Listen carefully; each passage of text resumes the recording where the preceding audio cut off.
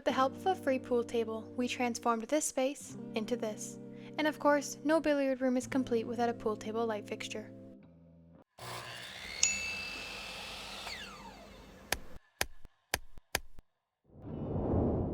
If you want to see an in-depth video of how we transformed this space into a finished billiard room, you can check out the link in the description below. But for now, let's go through the build and installation of this light fixture. The general concept for the light is to have a large black wooden box mounted to the ceiling.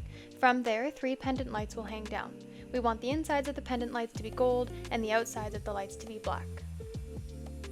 So first we'll start by ripping down some project pine into the preferred dimensions of our box. This will vary based on your room as well as the size of your pool table.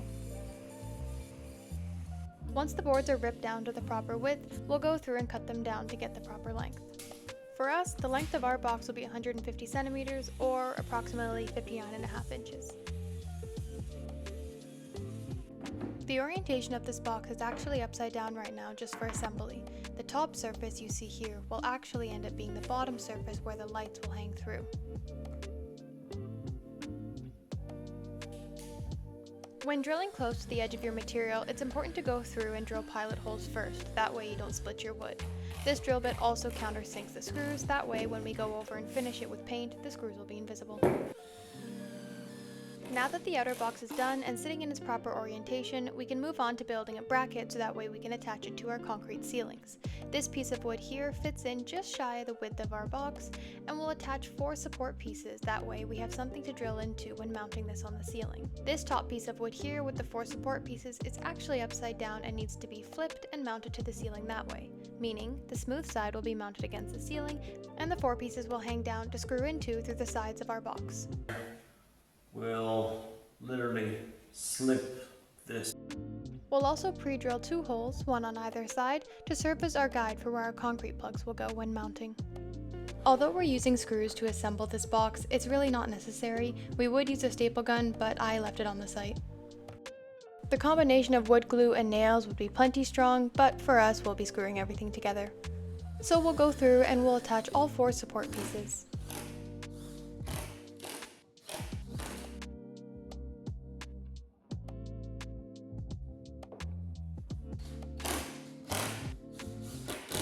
With the ceiling bracket taking shape, we can now see how this will assemble together.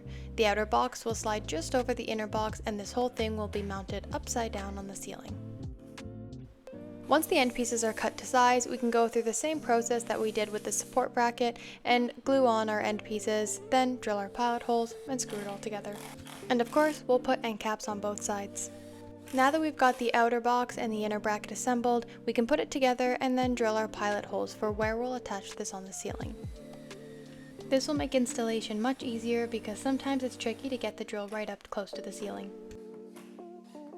Before we can paint, we'll give it a good sand, moving up in grit after each pass. Then we'll go over with the router, just knocking off the corners.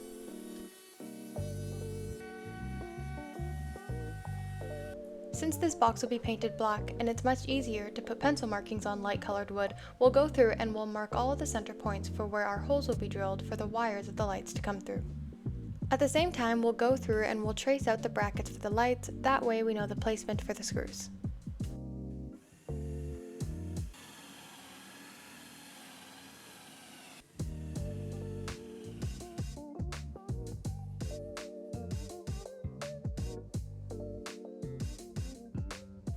Now it's time to paint, so we'll start with a dark gray base coat.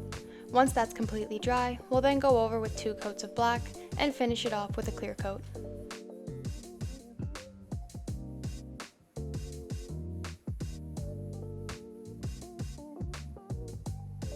Now that everything is dry and we've got our individual pendant lights ready to be wired, we can do some pre-wiring before we bring this on site.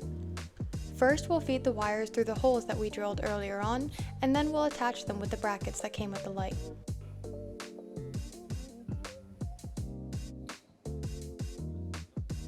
These light fixtures are known to be notoriously cheap on the copper, so to avoid any issues that we may have down the line, we're going to use crimp connections. This ensures that we have good contact at every connection. Once the ends are crimped, we'll insert them all into terminal connectors.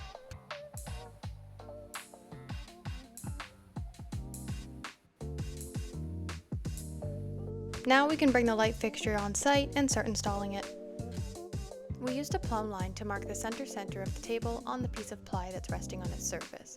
We then transferred this mark from the plywood to the ceiling.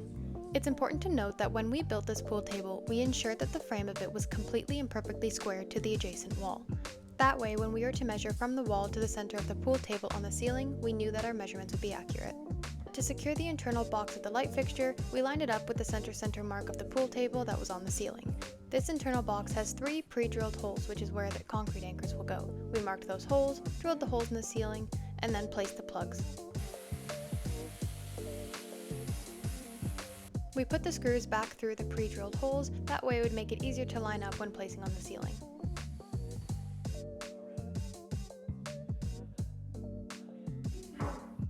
Once everything was lined up, it was time to screw it into place.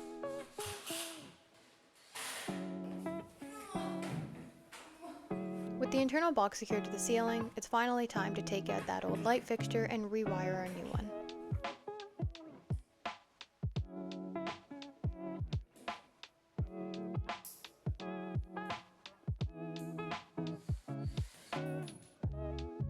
With the new light wired, it's time to lift it up and secure the outer box to the inner box.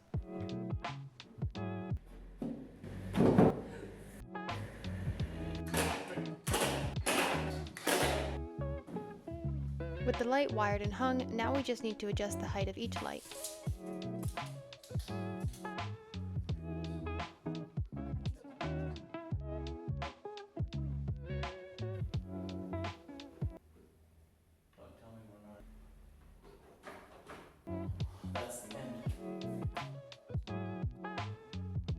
Because one light was randomly 1 inch shorter than the rest of them, we just matched the other 2 lights with the shortest one.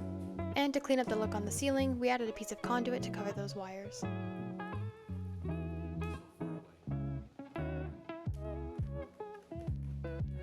And we patched the holes that were left underneath the original light fixture. We put silicone to cover the entry of the wire into the ceiling, and everything will be painted anyways. So now, let's take a final look.